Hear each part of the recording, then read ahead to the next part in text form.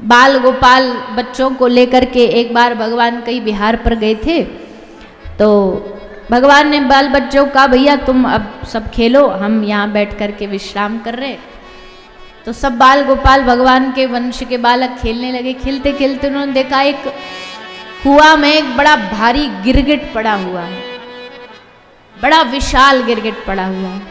और जैसे ये बालक गए, देख के डरे भागे भागे भगवान के पास आए, द्वारिकाधीश को बताया कि प्रभु पास में एक जलकूप में एक गिरगिट पड़ा हुआ है। भगवान गए, जाकर के देखा तो समझ गए गिरगिट नहीं है, पूर्व के राजा है, राजा नृग, सूर्यवंश के राजा नृग थे। एक बार इन्होंने गलती से एक ब्राह्मण का अपराध कर दिया था। उन्होंने श्राप दिया कि तुम जाओ पशु योनि में चले जाओ, तो इनको गिरगिट बनना पड़ा। ब्राह्मण का इतना सा अपराध इनको पशु योनि में ले आया। इसलिए ब्राह्मण अपराध, साधु अपराध ये बड़ा भयानक होता है, बड़ा खतरनाक होता है। गलती से भी किसी साधु का, ब्राह्मण का अपमान हो ना जाए, इसका हमेशा ध्यान रखना चाहिए। तो राजा नृग के पास ठाकुर जी गए। भगवान ने जाकर के, जैसे बालकों ने देखा जैसे प्रभु आए ये बोलना शुरू कर दिया, भगवान ने इसको स्पर्श किया। स्पर्श करते ये राजा नृग पुनः अपने रूप में आ गए। भगवान ने इसका कल्याण किया। एक पौंड्रक राजा था, उसका भी भगवान ने उद्धार किया। ये अपने आप को भगवान का अवतार बताता था, सब लोग मानने लग गए। ये द्वापर में भी होता था, ये कलयुग में भी होता। कलयुग में भी ऐसा ही होता है। यहाँ कोई भी आ जाता है मार्केट में और आके कहता हम भगवान के अवतार हैं, तो लोगों की लंबी लंबी लाइन लग जाती है। अब हम ज़्यादा बोलेंगे नहीं, समझदार को इशारा ही काफ़ी है। आपके क्षेत्र में भी बहुत, खैर हमको क्या, हम तो यात्री हैं, आज अपने घर जाएंगे।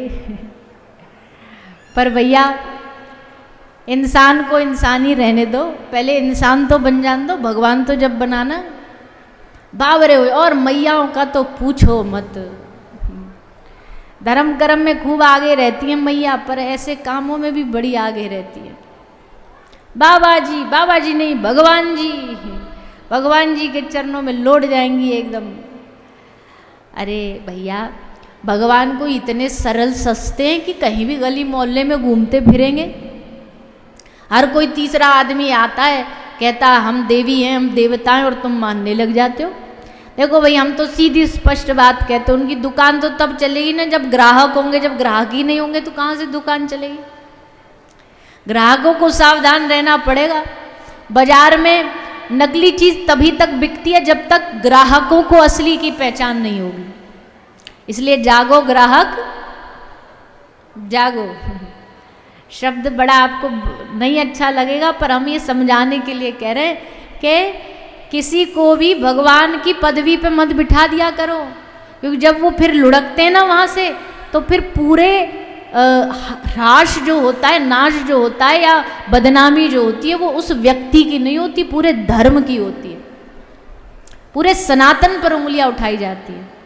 साधु है कोई, खूब सम्मान करो। हम तो कहते हैं इस दुनिया में जितना सम्मान साधुओं को मिलना चाहिए उतना किसी को नहीं मिलना चाहिए, क्योंकि उन्होंने इस समाज में इतना कुछ दिया है। तो संतों को खूब सम्मान दो, खूब प्यार दो, खूब प्रेम दो, पर भगवान और इंसान के बीच की बारीकी मत खत्म करो, उसको नहीं खत्म करना चाहिए।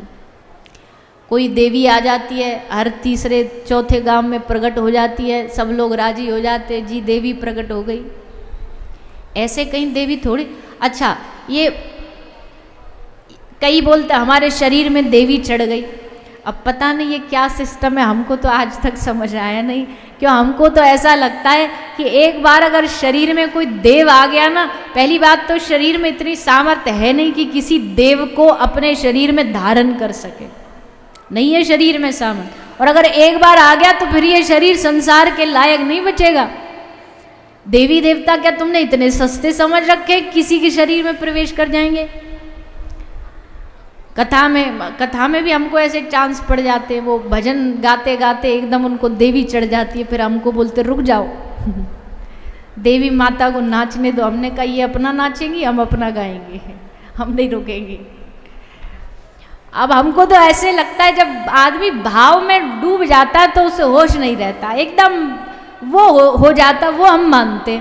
पर कोई देवी देवता, अच्छा एक बात और विचित्र है, ये देवी महिलाओं को ही क्यों आती है? ये भैरव बाबा भैयाओं को क्यों नहीं चढ़ते? है ना पॉइंट की बात? चढ़े तो फिर सबको ही चढ़ने चाहिए। हमको लगता पुरुषों को इस पे थोड़ा रिसर्च करनी चाहिए, इस पे आंदोलन करना चाहिए कि जब देवी इनको चढ़ सकती है तो भैरव बाबा हमको क्यों नहीं चढ़ सकते? भाई हम किसी की श्रद्धा को ठेस नहीं पहुंचाना चाहते, हमको ज़्यादा इसका ज्ञान भी नहीं है, हमको ज़्यादा ज्योतिष का ज्ञान नहीं, हमको ज़्यादा किसी दूसरी उसका ज्ञान नहीं, तो हम उस पर ज़्यादा बोलना नहीं चाहते, बोलना भी चाहिए ही नहीं, जिस पे ज्ञान हो वही बोलना चाहिए। पर हम अपना विचार बता रहे हैं कि भैया कभी कभी हमको लगता है हम बहुत भाव में डूब जाते हैं, कोई भजन भक्ति जगराता जागरण चल रहा है तो एकदम दूसरे दुनिया में चले गए, माताएं थोड़ी उत्तेजित हो जाती है, पर इसका मतलब ये नहीं कि कोई देव आ गया है, कोई भगवान आ गया है। भगवान इस मलमूत्र के शरीर में नहीं आ सकते हैं। भगवान आने के लिए शरीर की शुद्धता जरूरी है, भगवान आने के लिए मन की शुद्धता जरूरी है। पहले अपने आप से पूछो, क्या देवी हमारा मन इतना शुद्ध है कि हम किसी देवी देवता को अपने शरीर में धारण कर पाएंगे? खैर ये विषय तो अलग हो गया, पर हम कह रहे हैं इस विषय पर कि किसी को भी अंधविश्वास को बढ़ावा मत दो, चमत्कार को बढ़ावा मत दो, सिर्फ बढ़ावा दो, सम्मान दो। हम कह रहे हैं साधुओं को खूब संत के बराबर सम्मान दो, पर भगवान भगवान है। एक साधु से जब आप पूछोगे ना, सच्चे साधु से, कि क्या आप भगवान का अवतार हो, तो वो हाथ जोड़ करके रो देगा। तुम भगवान के अवतार की बात करते हो? हम भगवान के दासों के दास भी नहीं है, भगवान काहे से? सच्चा साधु नहीं करेगा। ये सच्चे साधु अपने आप को नहीं पुजवाते हैं, वो भगवान को। सच्चा संत कौन? अपने ऊपर फोकस करे, वो नहीं कहे कि मैं भगवान का हूं, तू भी उनका बन जा। उनका काम, संतों का काम, गुरुओं का काम हमको भगवान से जोड़ना, अपने आप से जोड़ना थोड़ी है। कथा भी सुन रहे हो, कई लोग कथा सुनते हैं, हमने देखा है, अपना अनुभव करके देखा है। आते हैं, इतना ज़्यादा मिले नहीं होंगे भले कभी, पर फोन पर टीवी पे देखते इतने ज़्यादा जुड़ जाते हैं उस कथा प्रवक्ता से, उसको देख करके वो बढ़ चढ़ के बातें बोलने लग जाते हैं, भैया आप तो ये, आप तो वैसे, आप तो वैसे। पर ऐसे समय में ध्यान रखना चाहिए, वक्ता से नहीं जुड़ना है आपको। वक्ता या व्यासपीठ पर इसलिए कथा नहीं कह रहा है कि आप उससे जुड़ो, उसकी फैन फॉलोइंग बढ़े, वो इसलिए कथा सुना रहा है ताकि वो कृष्ण की कथा सुनाए और आप कृष्ण के फैन बनो, आप ठाकुर जी के फैन बनो। इंसानों के फैन बन के क्या कर लोगे? और गजब तो तब हो गया, पहले तो मूवी स्टारों के ही फैन होते थे, आजकल वक्ताओं के भी फैन होने लग गए।